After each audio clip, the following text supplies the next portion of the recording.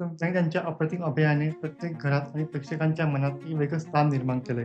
तुम्ही त्यांना "सखा माझा पांडुरंग", "सरोजिनी जिजामाता" यासारख्या मालिकांमधून खूप प्रेम दिलंत. ते प्रश्न आणि त्यांची उत्तरं देत असताना कुठेतरी त्या संवादातून त्या विचारांचा, त्या अप्रोचचा फायदा मला माझ्या वैयक्तिक आयुष्यात सुद्धा झाला.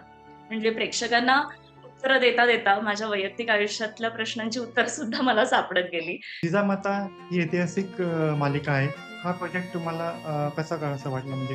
कॅमेरा काय असतो, camera angles, master, cutting, two shot, O S यातलं काहीही माहिती नव्हतं.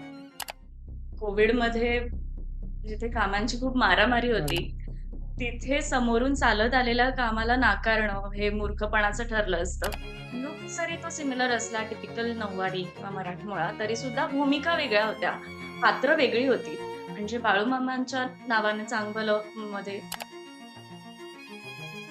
नमस्कार असे प्रेक्षकांनो, मी तुमचा होस्ट रुचित जाधव. तुम्हा सर्वांचं मनापासून स्वागत आहे आजच्या आपल्या पहिल्या टेक पॉडकास्टच्या धमाकेदार दुसऱ्या एपिसोडमध्ये. तर आजचे आपले जे गेस्ट आहेत, त्यांच्या अप्रतिम अभिनयाने प्रत्येक घरात आणि प्रेक्षकांच्या मनात एक वेगळं स्थान निर्माण केलंय. तुम्ही त्यांना "सखा माझा पांडुरंग", "सरोजिनी जिजामाता" यासारख्या मालिकांमधून खूप प्रेम दिलंत. त्याचसोबतच "माझी माणसं", "जाऊ नको दूर बाबा", "जय जय स्वामी समर्थ", "बाळूमामाच्या नावाने सांग भलं" अशा पौराणिक आणि ऐतिहासिक मालिकेमधून त्यांनी त्यांच्या प्रभावी अभिनयाने प्रेक्षकांची मनं जिंकली. सस्पेन्स ड्रामा असो किंवा कुठलंही पात्र, प्रत्येक भूमिकेत त्यांनी अगदी जीव ओतलाय. तर चला मग स्वागत करूया अत्यंत गुणी आणि सुंदर अभिनेत्री परिणिता पावसकर यांचं. तर वेलकम मिस परिणिता पावसकर जी. थँक तर यू. स्वागत आहे आजच्या पॉडकास्टमध्ये. तर तुमचा हा पहिला पॉडकास्ट आहे. तुम्हाला कसं वाटतंय? खरं तर थोडं टेन्शन आलं होतं, कारण पॉडकास्ट पॉडकास्ट म्हणून हा माझा पहिलाच आहे.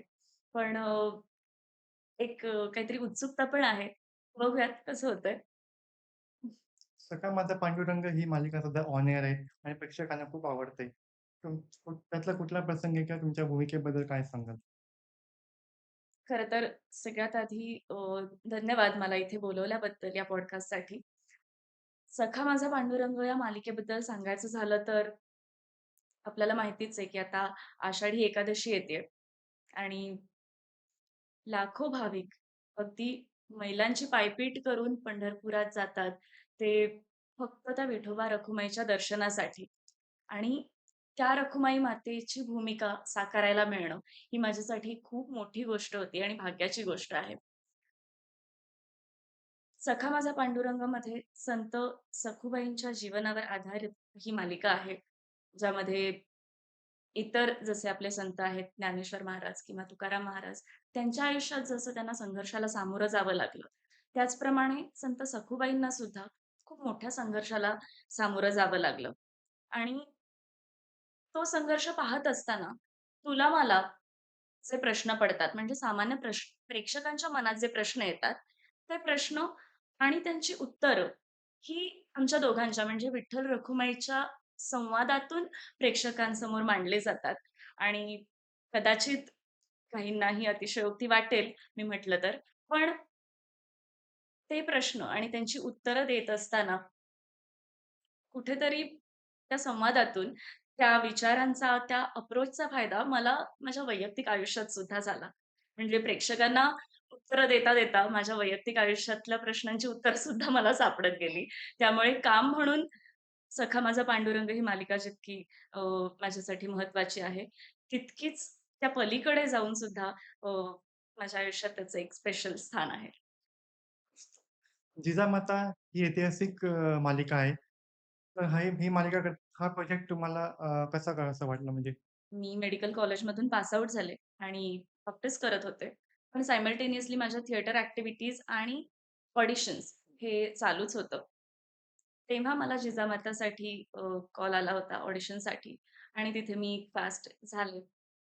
खरं तर तुम्ही विचारलंच की तयारी काय केली मी यासाठी, तर मी हॉनेस्टली तयारी काहीच केली नव्हती. कारण मालिका म्हणून ही माझी पहिलीच होती.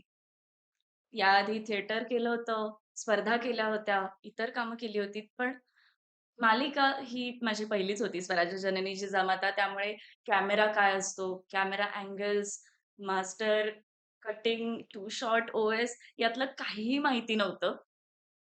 पण अर्थातच जिजामाताची संपूर्ण टीम आमची इतकी कमाल होती. म्हणजे अगदी डायरेक्टर्सपासून मला नावं घ्यायला आवडतील. विवेक देशपांडे सर, अजय कुरणे सर, को-आर्टिस्टमध्ये स्वप्नाली पाटील, अक्षता नाईक, स्मिताताई, स्मिता शेवाळे, स्नेहा मंगल, स्वप्नील धोंडगे, पार्थ केतकर या सगळ्यांनीच मला इतकं सांभाळून घेतलं आणि अर्थातच नवीन असल्यामुळे मी सुद्धा नेहमी मॉनिटरच्या जवळ बसून असायचे, की काय करायचं असतं, कसं करायचं असतं, काय करायचं नसतं, हे सगळंच पाहण्यासाठी, शिकण्यासाठी. सो ओव्हरऑल खूप छान एक्सपिरियन्स होता. खूप काही शिकायला मिळालं. ऑन स्क्रीन गोष्टी, ऑफ स्क्रीन गोष्टी सगळंच काही. बाळूमामा, अ, स्वामी समर्थ आणि अजून एक त्यामध्ये तुमचा सिमिलर लूक आहे. काही कलाकारांचं असं असतं, की आता असं नाही करू काय नाही करणार. तर यावेळी तुम्ही कसं त्याच्यासह केलं? नाही, मी तसा विचार विचार काय काय नाही हां, काय करत. विचार केला तसं? नाही, मी तसं नाही विचार करत. कारण मुळातच तो पिरियड असा होता, की कोव्हिड नंतरचा तो काळ होता आणि कोव्हिडमध्ये जिथे कामांची खूप मारामारी अरे! होती, तिथे समोरून चालत आलेल्या कामाला नाकारणं हे मूर्खपणाचं ठरलं असतं. आणि शिवाय सिमिलर लूकचा जो प्रश्न आहे, तर मला वाटतं लूक जरी तो सिमिलर असला टिपिकल नऊवारी किंवा मराठमोळा, तरीसुद्धा भूमिका वेगळ्या होत्या. पात्र वेगळी होती. म्हणजे बाळूमामांच्या नावाने चांगभलं मध्ये मी एक गरोदर स्त्री दाखवले होते. जी 27 महिने जिचं बाळंतपण झालेलं नव्हतं आणि शेवटी बाळूमामांच्या कृपेने ती सुखरूपपणे मोकळे होते. त्यानंतर स्वामी समर्थमध्ये सुद्धा खूप वेगळ्या प्रकारचा एक ड्रामा होता आणि गाथा नवनाथांची मध्ये श्रीकृष्णाचं हृदय जी गोष्ट आपल्याला माहिती आहे, की आज जगन्नाथपुरीच्या जगन्नाथपुरी. मंदिरात आहे. तर ते हृदय ज्या राजा-राणीला सापडतं, जो राजा त्या मूर्त्या जगन्नाथपुरीमध्ये असलेल्या मूर्त्या घडवून घेण्याचं काम करतो आणि त्याची जी राणी, जिच्यामुळे त्या मूर्त्यांचं काम अर्धवट राहिलेलं आहे, तिचं पात्र मला करायला मिळालं होतं. सो ह्या लूक ऑलमोस्ट सिमिलर असला तरी भूमिका वेगवेगळ्या होत्या आणि ते महत्त्वाचं होतं. आणि त्याही पलीकडे जाऊन मला असं वाटतं, की कामातून काम मिळतं, या गोष्टीवर माझा पूर्ण विश्वास आहे. सो मी हा विचार नाही करत. माझी माणसं या मालिकेमध्ये तुम्ही प्ले केलंत. काय सांगाल तुमच्या भूमिकेबद्दल? काय वेगळं आवड क क शिकायला भेटलं? वेगळं म्हणायला गेलं तर आतापर्यंत मी जी कामं करत होते, त्यापेक्षा हे वेगळं कॅरेक्टर होतं. निगेटिव्ह शेड असलेलं कॅरेक्टर मी माझी माणसंमध्ये करत होते आणि विलनिश भूमिका करायला कुणाला नाही आवडत. खरं तर ती जी भूमिका होती माझी, माझी माणसं-मधली, ती खूप लेंथ नव्हती त्याला जास्त. येऊन-जाऊन असायचं ते कॅरेक्टर. पण तरीसुद्धा त्याचं विशेष असं आहे, की जेव्हा मी गावाकडे गेले, नाशिक, जळगाव, परभणी या ठिकाणी गेले, तेव्हा मला त्या स्नेहा या पात्रासाठी मला ओळखलं गेलं. हॅलो. म्हणजे मला सांगायला आवडेल, की एक आजी तर मला लिटरली येऊन म्हणाला, "का गं बाई, त्या लग्न झालेल्या मुलाच्या मागे कशापायी लागती? दे की सोडून, सुंदर आहेस. दुसरा भेटेल की कोणीतरी." मला असं झालं, की आजी सीरियलमध्ये असतं, खरं नसतं. पण मला खरंच छान वाटलं. कारण छोटीशी भूमिका होती किंवा तितकी लेंथ नव्हती त्या भूमिकेला. तरीसुद्धा त्याचा त्या इम्पॅक्ट भूमिकेसाठी मला ओळखलं जातंय, हे आश्चर्याचं पण होतं आणि सुखावणारंही होतं. त्याचा इम्पॅक्ट जास्त पडला. येस, अगदीच. आता आपण थोडंसं एक रॅपिड फायर क्वेशन घेऊया. ओके. सोशल मीडियावर एखाद्याने अतरंगी किंवा विचित्र कमेंट केली तर काय करता? दुर्लक्ष करून ब्लॉक करता? त्यासोबत त्याला सडेतोड आणि सनसनीत उत्तर द्याल? इग्नोर, दुर्लक्ष. शूटिंगच्या सेटवर सगळ्यात जास्त काय होतं? अनलिमिटेड गॉसिप, धिंगाणा की सीरियस ॲक्टिंगची चर्चा? अ, हॉनेस्टली ही सीरियस ॲक्टिंगची चर्चा पण होते आणि ती जास्त होते. धिंगाणा करायला ना आम्हाला वेळच मिळत नाही. म्हणजे माझ्या मालिकेतल्या सगळ्या टीमला मला हे सांगायला आवडेल या मार्फत. कारण आमचे इतके सीन लागतात एकत्र एकाच दिवशी. त्याच्यामुळे आणि आम्ही दोघंच असतो. कारण अर्थातच आता तुलाही आयडिया असेलच, की अ, वैकुंठ दाखवायचं. त्यामुळे क्रोमावर आमचं शूट होतं. बरचसं आणि आम्ही तिथे दोघंच असतो, विठ्ठल रखुमाई. त्यामुळे आमचे एकत्र भरपूर सीन एका दिवसात लावले जातात. त्यामुळे धिंगा गॉसिप तर होतंच अर्थातच, पण सीरियस ॲक्टिंगची किंवा हां. त्या सीनबद्दल चर्चा जास्त होते. इम्प्रोवाइज वगैरे. सेटवर कुठली गोष्ट तुम्हाला जास्त इरिटेट करते? सेटवर लेट येणारी लोकं किंवा जास्त रिटेकवर रिटेक देणारे? रिटेकवर रिटेक देणारी लोकं इरिटेट करतात कधी-कधी. पण अगेन मी आता जसं म्हटलं, की जास्तीत जास्त सीन माझे आणि विठ्ठलाचे असे असतात आणि माझा को-आर्टिस्ट त्याचं नाव घ्यायला मला आवडेल तेजस महाजन. खूपच उत्तम अभिनेता आहे तो आणि आम्हाला नाही फार रिटेक घ्यावे लागत. हं. ही जमेची बाजू आहे. परत प्रश्नाकडे वळूया. तुम्ही पेशाने डॉक्टर आहात. मग परत तुम्ही फेम लाईनकडे कशा वळलात? बरं. TV serials. तर मी मगाशी जसं म्हटलं तसं, की मी पेशाने डॉक्टर आहे. मेडिकल फील्ड निवडण्याचा निर्णय पण माझाच होता आणि अभिनय क्षेत्र निवडण्याचा निर्णय सुद्धा माझाच होता. मी अगदी लहान असल्यापासूनच थिएटर ॲक्टिव्हिटीज करते किंवा अगदी बालवाडीत असल्यापासून मी स्टेजवर परफॉर्म करतेय. त्यानंतर अनेक स्पर्धा असतील, शाळा कॉलेजांमधून एकांकिका स्पर्धा, राज्यनाट्य स्पर्धा, अगदी मेडिकल कॉलेजमध्ये असताना सुद्धा मी अ, अनेक निवेदनाचे कार्यक्रम केलेले आहेत. ऑडिओ बुक रेकॉर्डिंग्ज केलेली आहेत. ओके, व्हॉईस ओव्हर डबिंगची कामं केलेली ओके. आहेत. आणि हे सगळं खरं तर माझ्याकडे माझ्या बाबांकडून आलेली देण आहे ही. कारण ते त्यांनी व्यावसायिकरित्या फार काम केलेलं नसलं, तरीसुद्धा ते खूप उत्तम कलाकार होते. ॲक्टर होते, डिरेक्टर होते, गायक होते, सगळं काही. सो माझ्यातले जे काही कलागुण आहेत ते त्यांच्याकडून आलेले आहेत. त्यामुळे आणि खरं तर बाबांचं जे स्वप्न होतं, कलाकार होण्याचं किंवा ॲक्टर होण्याचं, ते कुठेतरी कामामुळे मागे पडलं. पण ते स्वप्न ते माझ्यातून पाहत होते असं मी म्हणेन आणि त्यांचं ते स्वप्न पूर्ण करणं हे मी माझं स्वप्न समजते. म्हणून कदाचित डॉक्टर झाल्यानंतर सुद्धा मला या फील्डमध्ये येऊन त्यांचं ते स्वप्न पूर्ण करावंसं वाटलं आणि म्हणून मी आज या क्षेत्रात आहे. कॉलेजचं नाव? सेंट जेम्स मेडिकल कॉलेज आणि के-एम हॉस्पिटल. ओके. मध्ये एकदा सोशल मीडियावरती सेजल पवार ही खूप ट्रोल झाली आणि त्यांनी मेडिकल कॉलेजला मेरा कॉलेज चिंदी है असं काहीतरी बोललं. त्याबद्दल तुम्हाला काय वाटतं? अ, दुर्दैवाने मी नाव नाही घेणार. ती तथाकथितची मुलगी आहे ती माझ्याच कॉलेजची आहे. पुन्हा एकदा त्याच विषयावर येते, की मी जसं म्हटलं, की मेडिकल कॉलेजमध्ये असून सुद्धा मी अनेक अ, गोष्टी केल्या या फील्डशी रिलेटेड. हं. कारण तिथे अनेक कल्चरल ॲक्टिव्हिटीज चालतात. खूप मोठे-मोठे डॉक्टर्स, तुमचे युनिट हेड्स असतील, सिस्टर्स असतील, त्यानंतर कर्मचारी वर्ग असेल आणि स्टुडंट्स, मेडिकल स्टुडंट्स.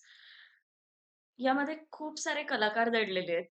जसं आता एका रिसेंट इंटरव्ह्यूमध्ये गिरिजा मॅमनी म्हटलं हां, होतं, की हां, डॉक्टर आणि कला यांचं काहीतरी नातं आहे. हां. तर ते मला तिथेही जाणवलं. खूप साऱ्या ॲक्टिव्हिटीज होतात आणि खरं तर मला अभिमान वाटतो या गोष्टीचा, की मी अशा एका अ, कॉलेजला बिलॉन्ग करते किंवा तिथून मी पास आउट झाले, तिथे मी शिकले. कारण जिथे मला फक्त अकॅडमिक्सच नाही, तर याही सगळ्या गोष्टींमध्ये मला पुढे जाता आलं, ज्याचा फायदा मला पुढच्या माझ्या ह्याच्यासाठी झाला. आणि जे त्या मुलीचं म्हणणं होतं, जो तुझा प्रश्न आहे, की तिने असं म्हटलं होतं, की फॅकल्टी टॉक्सिक आहे हां. किंवा चिंदी हा शब्द तिने वापरला. माझं मत असं आहे, की कुठलीही गोष्ट, कुठलीही संस्था, कुठलीही स्पेस ही परिपूर्ण नसते. तिथे काही गोष्टी अशा असतात ज्या डाग लावणाऱ्या असतात किंवा थोड्याफार काय म्हणू शकतो, कमी-जास्त असतंच. जसं आपल्या घरांमध्ये सुद्धा एखादा भाऊ कदाचित वाया गेलेला असू शकतो. एखादी बहीण किंवा कोणीतरी काकी-मामी ही कजात असू शकते. पण म्हणून माझी फॅमिली चिंदी आहे, असं पण नाही म्हणत. म्हणजे ते असतं ना, की अ, अर ग्लास अर्धा भरलेला आहे की रिकामा? तर त्यामध्ये तो भरलेला आहे हे बघण्याची प्रवृत्ती असावी माणसाकडे. सो काही गोष्टी जरी कमी जास्त असल्यात कुठेतरी, तरी जिथून आपल्याला काहीतरी मिळतंय, त्या इन्स्टिट्यूशनला चिंधी म्हणणं हे खूपच वाईट आहे, दुर्दैवी आहे. आणि मी तर मला के-एम तर खूप भरभरून देतं सगळ्यांना असं मी म्हणेन. मलाही दिलेलं आहे. आणि आमच्या कॉलेजची परंपरा सांगायचं म्हटलं तर doctor Anil Bandiwadekar, doctor Amol Kolhe, doctor Ghanshyam Rao ही खूप मोठी नावं आहेत, जी के-एममधून गेलेली आहेत. So I am a proud जी-एसाईट आणि मला अतिशय अभिमान वाटतो, की मी सेंट जेम्स मेडिकल कॉलेज आणि के-एम हॉस्पिटलची विद्यार्थिनी आहे. कुमार सोनी सरांच्या डायरेक्शनमधले आणि हेमंत एडला-भाटकर यांच्या लेखनातून लिहून आलेली बुलबुलैया तुम्ही नाटक केलंत. काय अनुभव होता तुमचा आणि कुमार सोनी सरांसोबत का का का काय अनुभव आहे तुमच्या पात्राबद्दल काय सांगाल? हेमंत एदलाबादकरांची मूळ कथा असलेलं आणि कुमार सोमनी सरांची रंगावृत्ती आणि दिग्दर्शन असलेलं भूलभुलैया हे नाटक सध्या आमचं रंगभूमीवर सुरू आहे. आतापर्यंत त्याचे 22 प्रयोग आम्ही केलेले आहेत आणि येत्या महिन्यातच तर 25वा प्रयोग म्हणजे रौप्य महोत्सवी प्रयोग सुद्धा होईल. खरोखर खूप कमाल एक्सपिरियन्स आहे हा माझा. कुमार सोहोनी सरांसारख्या एका मोठ्या दिग्दर्शकासोबत काम करणं ही पर्वणीच आहे. सरांची ही 125वी कलाकृती आहे आणि ते त्यांच्या दिग्दर्शनातून म्हणजे त्यांच्या दिग्दर्शनाबद्दल मी कायच बोलणार. पण ती जी प्रोसेस होती, त्यामध्ये अगदी छोट्या-छोट्या, बारीक-बारीक गोष्टी किती महत्त्वपूर्णरित्या प्रेक्षकांसमोर मांडल्या पाहिजेत किंवा मांडल्या जातात, हे त्यातून दिसून येतं, कळून येतं, खूप शिकायला मिळतं आणि त्यासोबतच कुमार सोनी सर आहेतच, पण प्रिया बेर्डे आहेत. प्रियाताई आहे आणि जिला आपण खरं तर खूप लहान असल्यापासून फिल्म्समध्ये बघत आलोय. अगदी क्रेझ होती तेव्हा. मी तर वेड्यासारखी लक्ष्मीकांत बेर्डे आणि प्रिया बेर्डेंचे मूव्हीज बघायचे. तर त्यांच्यासोबत काम करायला मिळणं हीच एक खूप मोठी गोष्ट आहे. पण पहिल्यांदा जेव्हा आमची भेट झाली तेव्हा दडपण आलं होतं मला, की बापरे! एवढी मोठी अभिनेत्री. पण नंतर जेव्हा प्रोसेस सुरू झाली, तेव्हा ते दडपण अगदीच कुठच्या कुठे निघून गेलं. कारण मला वाटतं, की ही माणसं मोठी याच कारणामुळे आहेत, कारण ती मोठी आहे असल्याचा आव नाही आणत, दाखवून देत नाहीत. ते दाखवून देतात फक्त त्यांच्या कामातून.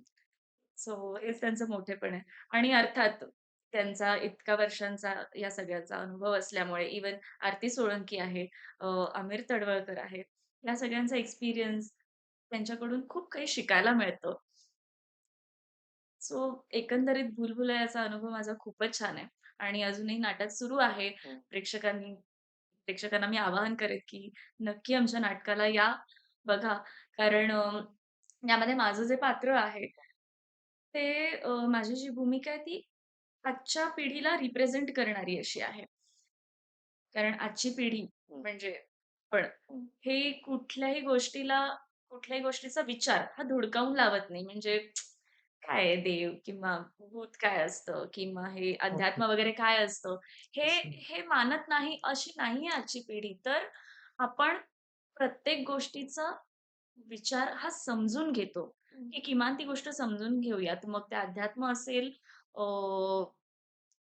काय म्हणू शकतो, तंत्र-मंत्र असेल, वास्तुशास्त्र असेल, आपण बघतो हल्ली न्यूमरोलॉजी, एस्ट्रोलॉजी हे या सगळ्याकडे आपण खूप डोळसपणे पाहतो किंवा किमान तो विचार समजून घेतो आणि अर्थातच विज्ञानाला कुठेही न डावलता. त्यामुळे हेच रिप्रेझेंट करणारी माझी भूमिका या नाटकामध्ये आहे. मस्त. कुमार ब्रदर्स म्युझिक अल्बम तुम्ही केलेत. काय कसं आलं हे? तुमचा अनुभव म्युझिक अल्बम करता अचानक सीरियल, नाटक आणि म्युझिक अल्बम. येस. यासाठी मी अ, माझा मित्र नीरज पेडणेकर आणि या म्युझिक अल्बमचा डिरेक्टर सिद्धेय कांबळी हं. याचे आभार मानेन. पुन्हा एकदा खूप मोठं नाव अमित कुमार म्हणजे द किशोर कुमारांचे सुपुत्र अमित ओके. कुमार. त्यांचं हे अल्बम सॉन्ग आणि त्यांच्या सोबत मला काम करायला मिळणं त्याच्यामध्ये हे म्हणजे काय म्हणू शकतो, खूपच मोठी गोष्ट होती आणि मी खूप स्वतःला भाग्यवान समजते. कारण ही नावं म्हणजे फक्त महाराष्ट्रात नाही तर भारतभर खूप प्रसिद्ध आहेत आणि फक्त किशोर कुमारांचा मुलगा म्हणूनच नाही, तर अमित कुमार हे स्वतः खूप उत्तम गायक आणि म्युझिक डायरेक्टर आहेत. पण अगेन हं. त्यांचं मोठेपण, की जेव्हा मी गेले सेटवर, तेव्हा त्यांनी स्वतःहून मला हाय हेल्लो केलं, की "हेल्लो, आप डॉक्टर हो?" हं. तो फिर इस फील्ड में कैसे? हे ओके, सगळं मला त्यांनी विचारलं ओके. आणि इतकं छान ट्रीट केलं आणि इतकं छान समजून-उमजून आम्ही अ, ते 2 दिवस काम केलं होतं. खरंच खूप कमाल एक्सपिरियन्स होता तो माझ्यासाठी आणि म्युझिक अल्बम म्हणून तर ती मोठी गोष्ट होतीच. पहिला म्युझिक अल्बम हं. होता माझा. पण अमित सरांसोबत, अमित कुमारांसोबत काम करणं ही सुद्धा खूप भारी फिलिंग होती. आता आपण एक टंग ट्विस्टर घेऊया. ओके. भाऊसाहेबांनी भावाचा भावाला भाव दिला नाही, म्हणून भांड्याला लावले. 1 मिनिट मला खरंच नाही कळलंय. सॉरी. भाऊसाहेबांनी भाऊसाहेबांना भावाच्या भावाने भाव दिला नाही, हं. म्हणून भांड्याला लावले. भाऊसाहेबांना भावाच्या भावाने भाव दिला नाही म्हणून भांडायला लावलंय. हां. 3 टाइम्स. परत भाऊसाहेबांना भावाच्या भावाने भाव दिला नाही म्हणून भांडायला लावले. भाऊसाहेबांना भावाच्या भावाने भाव दिला नाही म्हणून भांडायला लावले. ताजी भाजी, ताजी काजी, काजीची भाजी ताजी ताजी. काय? ताजी भाजी, हां, ताजी ताजी, हां. काजीची भाजी ताजी. ताजी भाजी, काजी ताजी, काजीची भाजी ताजी ताजी. ताजी भाजी, काजी ताजी, ताजी काजीची भाजी ताजी ताजी. ताजी भाजी, काजी ताजी, काजीची भाजी ताजी ताजी. ओके. खडगपूरच्या खडकसिंगच्या खडकण्याने खडकतात खिडक्या. खडकसिंगच्या खडकण्याने खडकतात खडकपूर खिडक्या. खडकपूरच्या खडक हां. खडगपूरच्या खडकसिंगच्या खडकण्याने खडकतात खिडक्या. खडकपूरच्या खडकसिंगच्या खडकण्याने खडकतात खिडक्या. ओके, खडगपूरच्या खडकसिंगच्या खडकण्याने खडकतात खिडक्या. खडगपूरच्या खडकसिंगच्या खडकण्याने खडकतात खिडक्या. ओके. तर जसं मी फर्स्ट एपिसोडच्या एंडमध्ये बोललो होतो, जर तुमचा काही प्रश्न असेल ऑडियन्सचा विचारण्यासाठी, तर मला डीएम करू शकता. तर तसंच आज सेकंड एपिसोडसाठी पण 3 क्वेशन शॉर्टलिस्ट केलेत. तर मी त्यांना आज त्यांची नावं घेऊन विचारणार आहे. ओके. पहिला प्रश्न आहे, कस्तुरी खाते फ्रॉम अमरावती. कस्तुरी घाटे. ओके. केमच्या अंडर ग्रॅज्युएट मधली सगळ्यात जपलेली आठवण किंवा प्रसंग. तर मगाशीच मी ज्याप्रमाणे म्हटलं, की केएमने मला भरभरून दिलंय आणि अनेक आठवणी आहेत. अनेक हं, माणसं जोडली गेलीत, हं. अगदी जवळची. त्यामुळे खूपच आठवणी आहेत. पण लक्षात ठेवण्यासारखी फर्स्ट इयरची माझ्या. फर्स्ट इयर माझं होतं हं. आणि काही नाही कॉलेज संपल्यानंतर मी घरी निघून जात होते. तर तेवढ्यात मला माझी एक फॅकल्टीची सीनियर भेटली आणि तिच्याकडून मला असं कळलं, की ऑडिटोरियममध्ये आपल्या ऑडिशन्स चालू आहेत. म्हणजे आमचा जो इव्हेंट होतो अपूर्वाई नावाचा, डान्स आणि ड्रामा असा तो इव्हेंट असतो. तर त्याच्यासाठी ऑडिशन्स होतात. प्रत्येक कॉलेजमध्ये होतात, की अ, नवीन येणाऱ्या मुलांमध्ये काय आहे किंवा कोण काय करू शकतं, याचा एक अंदाज येण्यासाठी ते ऑडिशन असतं. ऑडिशन ॲज सच ओके, काही नसतं. ओके.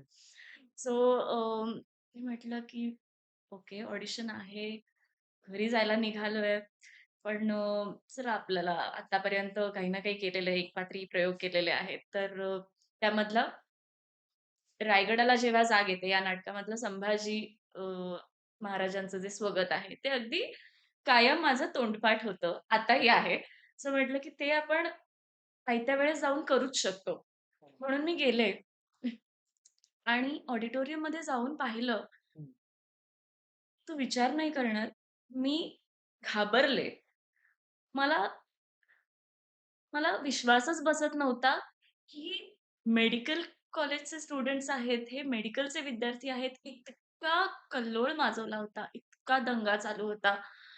मी बसून घेतलं पहिलं तर आणि पाहते तर जो पण कोणी ऑडिशन द्यायला येतोय, जेही काही प्रेझेंट करतोय, त्याचं एखाद दुसरं वाक्य ऐकल्यानंतर फक्त आणि फक्त ऑडियन्सचा आवाज येत होता आणि पेपर बॉल सगळे स्टेजवर पसरलेले होते. म्हटलं बापरे! पण जायचं की नाही जायचं? असं म्हणत मी एक करत थांबले, की ह्याचं होऊ देत मग बोलेन, त्याचं होऊ देत मग बोलेन. एका पॉइंटला सगळे कंटेस्टंट संपले. मग मी थोडासा धीर केला आणि त्या दादाकडे गेले, जो सगळं हँडल करत होता. म्हटलं, "दादा, मला पण करायचंय प्रेझेंट." म्हटलं, "जा ना." गेले. माहीत नाही, पण ज्या कॉन्फिडन्सने कदाचित मी गेले आणि माझं इंट्रोडक्शन देऊन मी ते प्रेझेंट करायला सुरुवात केली. जो दंगा माजवणारा जो काही क्राउड होता, अतिशय वाह्यात मी म्हणेन, तो पूर्ण चिडीचूप झाला होता. अगदी टाचणी पडेल इतका आवाज येत होता माझ्या शेवटच्या वाक्यापर्यंत. आणि त्यानंतर सुद्धा सगळ्यांनी त्याच त्या वाह्यात किंवा त्या दंगा करणाऱ्या मुलांनी माझ्यासाठी उभं राहून पूर्ण ऑडियन्सने टाळ्या वाजवल्या होत्या. सो ती एक खूप मोठी आठवण आहे माझ्यासाठी आणि माझ्या सोबतच्या सगळ्यांनाच ती अजूनही लक्षात आहे. अजूनही त्या गोष्टीची आठवण काढली जाते आणि तिथपासून मला कॉलेजमध्ये बरेच सीनियर्स आणि काही माझे बॅचमेट्स सुद्धा राजे किंवा ताई साहेब वगैरे अशाच नावाने हाक मारतात. ओके. दुसरा प्रश्न आहे भावेश बोकरे फ्रॉम डोंबिवली ईस्ट. ते विचारतात, की आतापर्यंत तुमचा चाहत्यांसोबत सर्वात गोड किंवा अविस्मरणीय प्रसंग कोणता आहे? एखाद्या चाहत्याने असं काही केले का? ज्याने तुम्ही पूर्णपणे धक्का झालात? अं, खरं तर चाहता वर्ग किंवा आपल्याला समोरून कोणीतरी अचानक येऊन म्हणतं, की हं, "आम्ही तुम्हाला त्या सीरियलमध्ये पाहिलंय." ती एक खरंच खूप हं. मोठी गोष्ट असते आणि प्रत्येकच कलाकारासाठी ती हवी-हवीशी अशी गोष्ट असते. सो त्या प्रत्येक वेळेस छान वाटतंच, असं जेव्हा कोणी येऊन म्हणतं किंवा ओळखतं. पण त्याहीपेक्षा किंवा इतर वेळेस पण गिफ्ट्स पण दिले जातात काही ओके. इकडे. कोणी स्केचेस करून पाठवतं.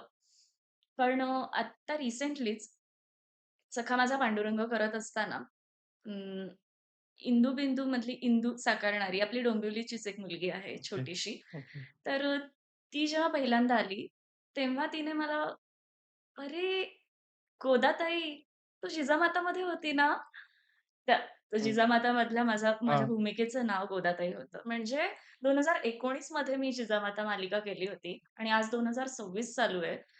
6 वर्षानंतर सुद्धा एक छोटीशी मुलगी मला त्या भूमिकेसाठी ओळखते. ही ही खूप छान गोष्ट वाटली मला. ओके. हे आहेत Mandar Mandavkar.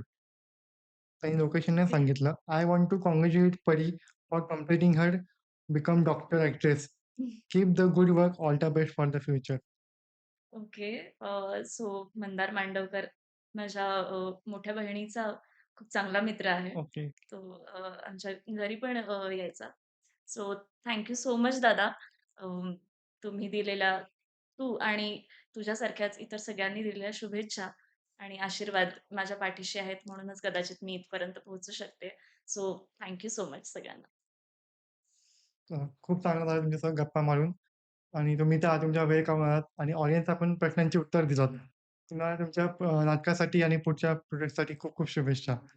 Thank so much.